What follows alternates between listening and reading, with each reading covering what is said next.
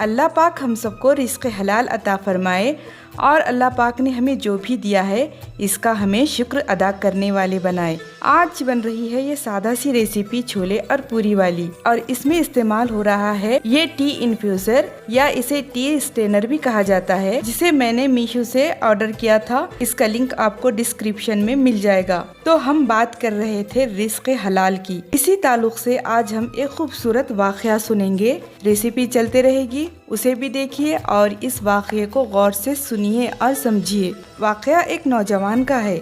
वो कुछ इस तरह कहता है, आज फिर घर में सब्जी पकी थी और मेरा दिल बर्गर खाने को था। घर से निकला बर्गर खाने के लिए। मैकडॉनल्ड में लंबी लाइन में खड़ा अपनी बारी का इंतज़ार कर रहा था कि अचानक पास वाली दीवार के साए में एक शख्स आ बैठा जो गालिबन मजदूर था, और उसने अपनी रुमाल से 2 सूखी रोटियां निकाली। रोटियां खोली तो अंदर हरी मिर्ची का अचार था। सामने रोटी खोल कर रखी और हाथ उठाकर दुआ मांगी और निवाला तोड़ा। मैं उसे गौर से देखने लगा। उसके हर लुक़मे पर उसके चेहरे पर एक अजीब खुशी और शुक्र महसूस हो रहा था। इतने में एक और मजदूर आकर उसके पास दीवार के साए में बैठ गया और अपने रुमाल से रोटी निकाली, लेकिन इसकी रोटी में अचार भी न था।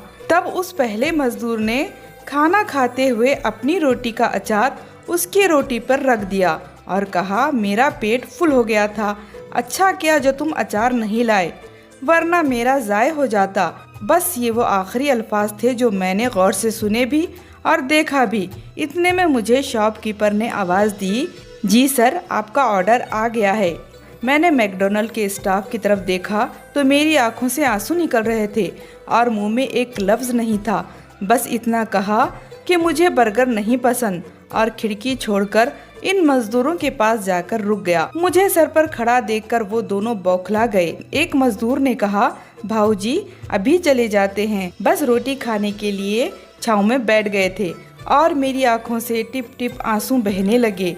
मैंने इनके पास घुटनों के बल बैठकर कहा, अपनी रोटी से एक निवाला दोगे? उसने पूरी रोटी मेरे तरफ बढ़ा दी और झट से एक पुरानी सी बोतल खोलकर अपना पानी भी मेरे आगे कर दिया।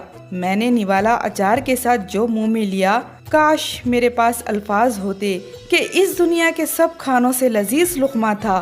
तो मैंने रोते हुए पूछा, ये खाना इतना लजीज कैसे है भाई, वो भी अचार के साथ? तो मजदूर कहने लगा, भाऊजी हलाल कमाने की कोशिश करते हैं, शायद तभी मज़ा आता है रूखे सूखे खाने का भी। मुझे नहीं याद मैंने कितने लुक़मे खाए इसके रोटी के। फिर अपनी कमाई पर ध्यान लगाकर सोचना शुरू कर दिया तो मुझे खुद का गिरेबान हराम से भरा लगा। वो दिन है और आज का दिन है। हलाल खाने की कोशिश करता हूँ, और हाँ, मुझे अब बर्गर नहीं पसंद, सादा रोटी खाता हूँ और जो बहुत लजीज होती है। तो कितना खूबसूरत सबक आमोज़ वाक़या है ना। अल्लाह पाक हमको भी रिज़्क़ हलाल कमाने और खाने की तौफ़ीक़ अता फ़रमाए। हमको, हमारे बच्चों को, हमारी नस्लों को हराम रिज़्क़ से बहुत दूर दूर रखे। अल्लाह पाक हमको रिज़्क़ हलाल अता फ़रमाए। फिर मिलते हैं। अल्लाह हाफ़िज़।